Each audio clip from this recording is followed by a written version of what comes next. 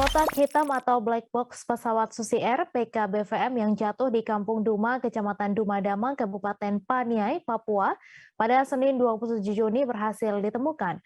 Kotak hitam pesawat ditemukan pada Minggu 26 Juni setelah tim Komite Nasional Keselamatan Transportasi TNI AU dan pihak maskapai Susi Air diterjunkan ke lokasi menggunakan helikopter Karekal TNI AU.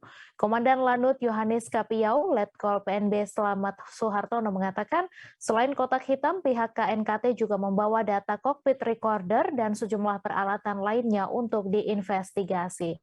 Menurut Slamet, pihak Susi Air juga sedang melakukan investigasi internal terkait musibah tersebut sehingga ikut terlibat proses evakuasi kotak hitam. Selain mengevakuasi temuan kotak hitam pesawat, Slamet mengatakan 2 korban pesawat jatuh yang sebelumnya tak ikut ke Timika kini turut dievakuasi. Sebelumnya diketahui pilot dan 4 penumpang yang selamat langsung dievakuasi ke Timika untuk menjalani perawatan usai insiden pesawat jatuh.